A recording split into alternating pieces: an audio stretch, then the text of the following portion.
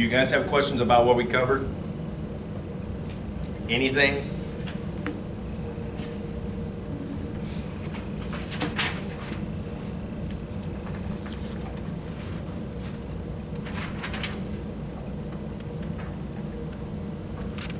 Okay, we're going to go on to chapter 2. A self-test to determine your interest in court reporting.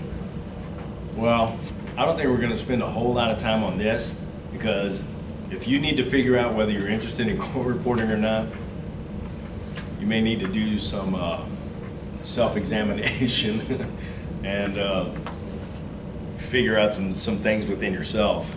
But I mean, you're already here is the joke that I'm making, guys. So, you know, and like I told you guys, I like to joke around a lot. So don't get your feelings hurt if I say something crazy or off the wall. Sometimes, you know, maybe there's not a filter between here and here sometimes. So, you know, I don't mean anything ill will or whatever. I just kind of like to laugh every now and then. So if it makes you laugh, great. If not, it made me laugh. So, but I just think if you have a good attitude and you know, you kind of laugh a little bit, I think you'll learn a little bit better.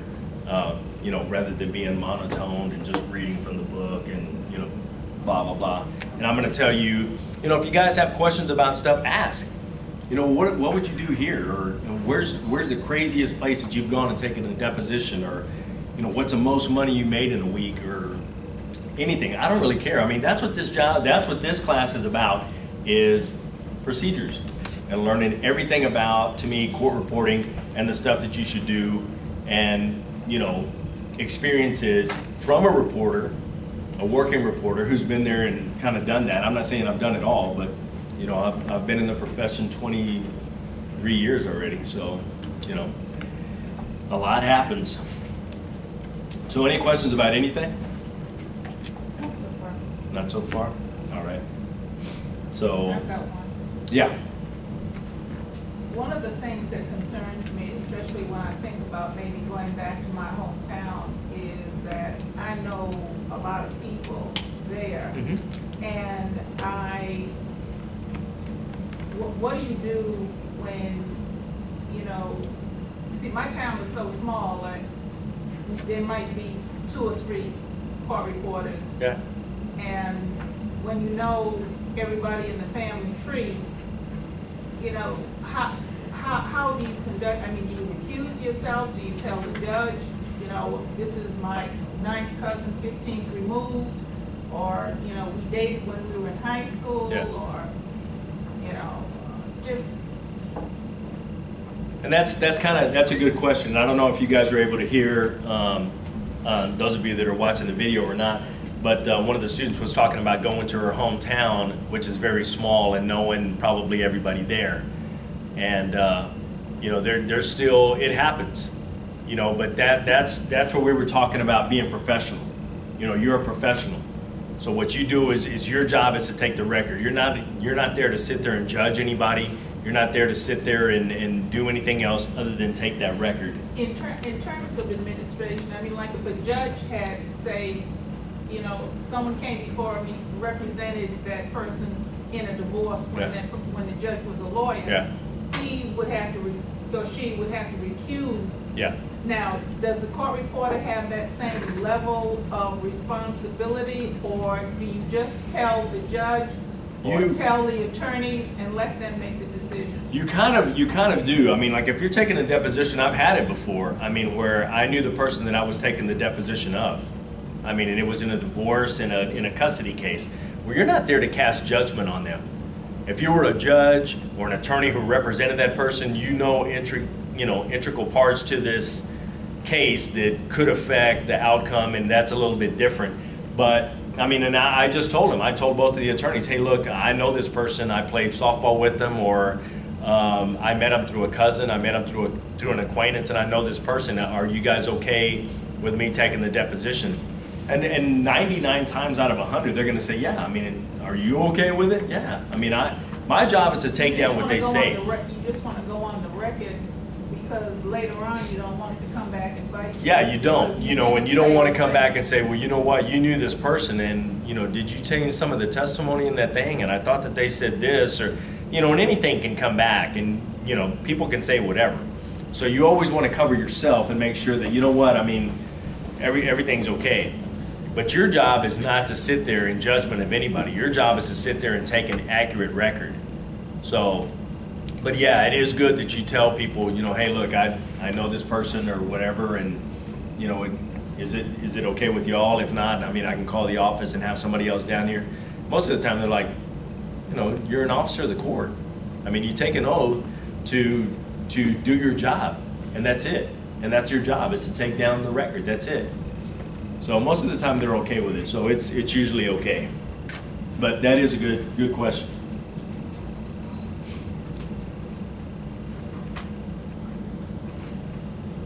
So we're going to go over the positive and negatives of court reporting. A series of statements that relate to court reporting are listed next.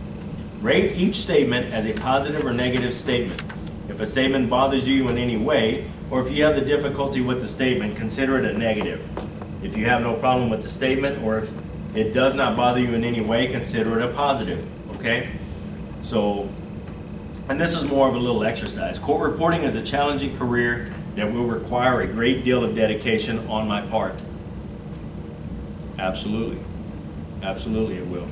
I will probably have to set some priorities if I want to learn court reporting. Absolutely you will. Court reporting is more than the skill of recording what is being said. It requires learning other academic subjects such as English, medical, and legal terminology, and court procedures. Absolutely. To become a competent court reporter, I will probably have to practice at least 3 hours a day for the next 2 years. Absolutely. I'd say, you know, and whether it's 3 hours for you, I mean, you know, you do what you want. I mean, these are things that are suggested that you probably do. And they told me the same thing in school. Well, it took me 4 years to get through school. Maybe if I would have practiced 3 hours a day, maybe I could have done it in 2 years. Maybe I could have done it in 18 months. I don't know. I don't know how many hours, you know, everybody's different, you know? So, I mean, don't beat yourself up because it's like, oh my God, here I'm going on 3 years and I'm halfway through the program or whatever. You know what? Don't get caught up in that, you know? And you see somebody that goes through school really quick, don't get caught up in that, you know, the negative part of it. Say, you know what? She or he did it. That just means I can do it. And I'm not taking anything away from you know, her or him or whatever, but you know what? I don't think they're any better than I am. And if she did it or he did it, I know I can do it. And use it as motivation. Use that as fuel to say, you know what? You know, she's no better than I am, or he's no better than I am, and I'm going to get through school too, and whatever it takes. And if it takes 2 hours or 3 hours a day for the next 2 years, then that's what I'm going to do. So everybody's different, so you do what you need to do. To learn how to become a court reporter, I may have to put some other plans on hold at this particular time. Absolutely. Absolutely. Okay? And, you know, it doesn't require you to stop living, guys, but it requires dedication. And only you know what that dedication is. You know, and if you want to take the 6-year route, because, you know, you want to dedicate most of your time, okay, whatever. But if you wanted to get out of here in 2 years, or 3 years, or 4 years, it all depends on what your dedication is, okay? So this is an acquired skill, you know, and people ask me all the time, well, you know, how long did it take you to get through school? 4 years. Well, I mean, is that, you know, so you got a degree, you got a bachelor's degree? No, I mean, it just took me 4 years. That's how long it took me. It took me 4 years. And, well, how long does it take the average person to get through school? It's an acquired skill. Absolutely acquired. And people have no idea what that means. What do you mean it's acquired? Well, if it takes you 2 years, it takes you 2 years. And you don't make any more money because it took you 2 years. Or then, you know, you don't make any more money because it took you 8 years. You know, if you get on at the courthouse, you get paid the same as everybody else does. Not because it took you 8 years. Well, it took you 8 years. We can't pay you as much. once you learn how to do this profession and you get licensed by the state, you're just as good as anybody else. Yeah, there's some people that have some longevity on you and that have some experience and may know more things about it, setting up things, you know, and stuff. But I mean, once you know how to do this, you know how to do this, okay? So dedication is what it takes. When I become a court reporter, I will probably work in a courtroom. No, not necessarily. And I have a friend who has never, ever gone to the courthouse, ever. And she refuses to go, will not. Scares her to death and has never done it. And I've tried to get her on the wheel to come and do it. No, won't do it. Will not do it.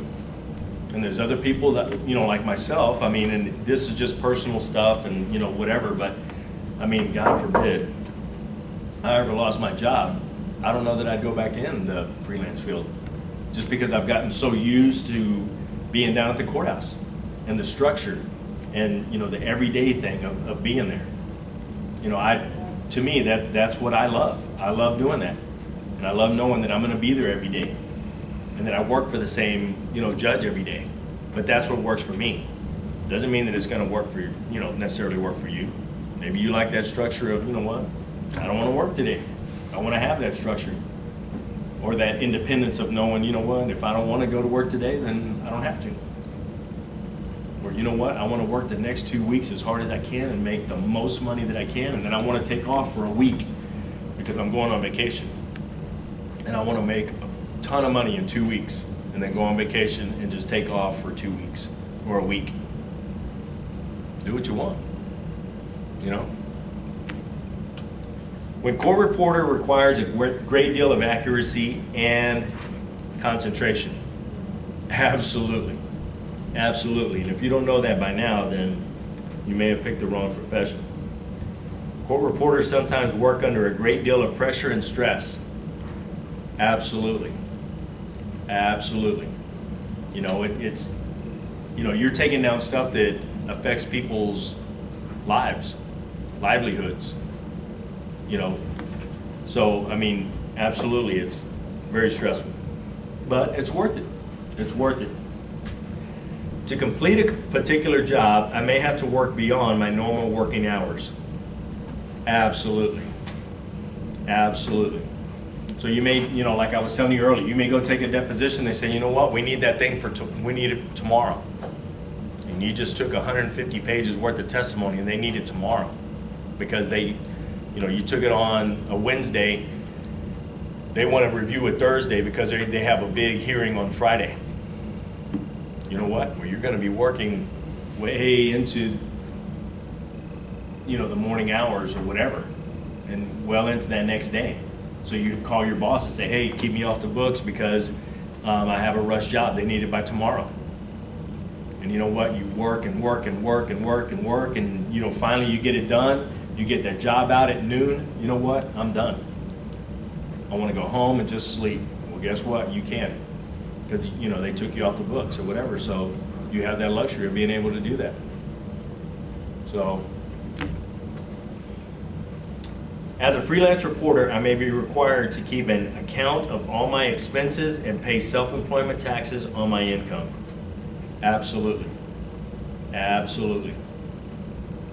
As a court reporter, I am going to be responsible for producing an accurate transcript of whatever I record.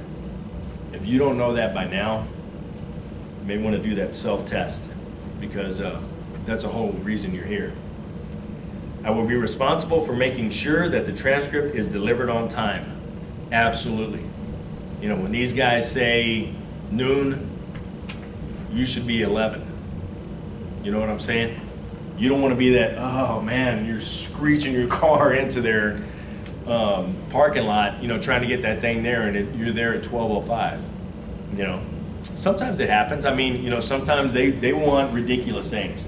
You know, sometimes attorneys expect that, you know, well, you're just going to go home and print it anyway. No, that's not what happens. And they think that we're sitting there taking it and, hey, I'm going to need that transcript in an hour. We just took 4 hours of testimony. Not going to happen. that happened. And you just tell them, hey, look, man, I mean, I can read it in, or you should have your computer right there. It's 80-something pages or whatever.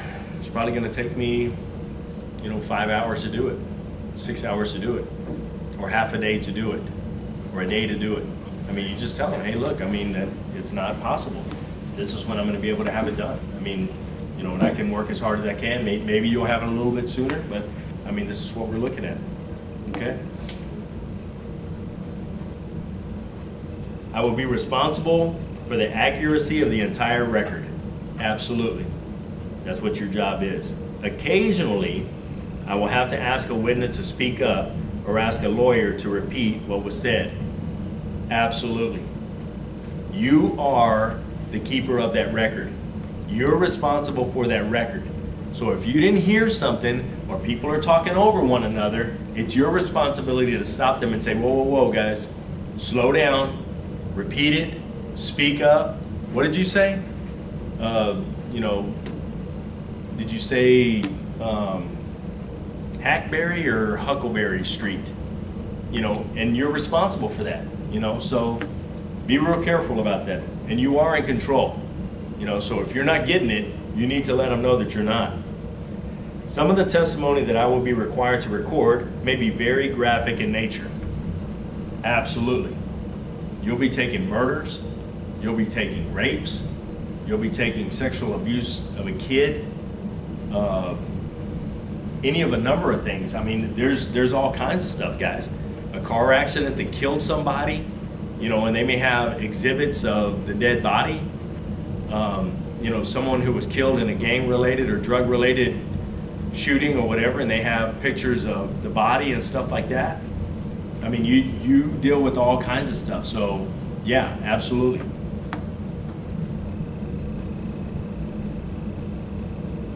Some of the testimony may be very emotional. Absolutely. A lot of the testimony that you're going to take is very emotional, because whether people are getting divorced or whether it deals with somebody's kids or, whether it was, like I said, a rape or something like that, and you're taking that person's testimony of the person who was raped. I mean, you deal with a bunch of different topics, and your job is not to sit there and get hung up on what's going on and get caught up in the story. Your job is to sit there and take down the testimony as it's said, okay? Now, I'd be lying if I said it's not hard sometimes to get caught up in it, because you're human. So it's natural to get caught up in some of the story or whatever. But your job is to sit there and take down the testimony. Some cases may involve murder, rape, incest, child abuse, spousal abuse, abandonment, pornography, prostitution, drug trafficking, and drug overdose. All of that happens just in my court. All of it. So yeah, you deal with it every day. Every day. Once I become a court reporter, I will have to keep up to date the changing with technology. Absolutely. The more you get behind, by the time you need to catch up, it's so hard. And I'll be honest with you, I was one of the ones that just like, you know what, I mean, as long as I can get the job out, I'm okay. And I'll just stay with this software because I know how to do it. By the time I needed to catch up, it had come so far, and it's all about working smarter, not harder. And the technology that they come up with is made for that. It's made to make things easier for you, not harder. It's easier. So the more you keep up with technology, the better off you are.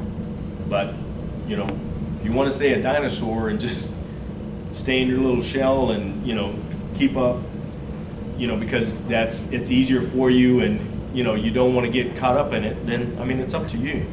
But the more that you stay up with technology, the better off you're going to be. I will benefit from joining a court reporting organization that offers seminars and workshops. Absolutely. You have to get continuing education points anyway, so you're going to have to do that anyway. Court reporters earn a high income, but they work hard for it. Absolutely. Absolutely. You know, and I have attorneys all the time that tell me, you know what, you make too much money for what you do. You know what, if you think that I make too much money for what I do, you have no idea what I do. And I tell them that all the time. You know, and they think that my job is glamorous because I sit there and I get to wear nice clothes. I'm in the air condition all the time. And friends of mine that work out in the elements, you know, tell me that all the time. Well, you know, you make too much money for what I do. You have no idea what I do. You think I make too much money for what I do, you have no idea what I do.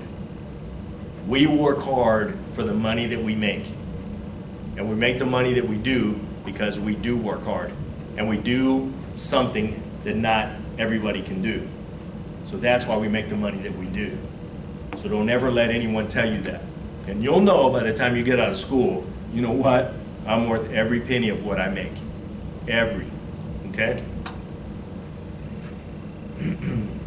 The amount of money that I will earn will depend on my ability and experience.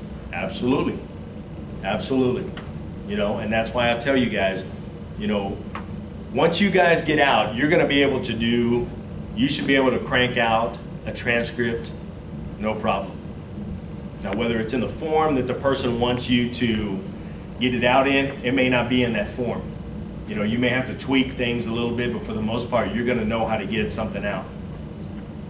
You're going to know the setup and everything because you're going to have taken that Eclipse class, the advanced Eclipse class.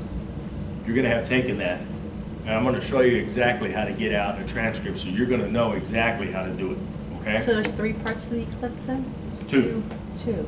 The beginning part and then the advanced. Okay. Okay? So you'll know how to get a transcript out. Okay?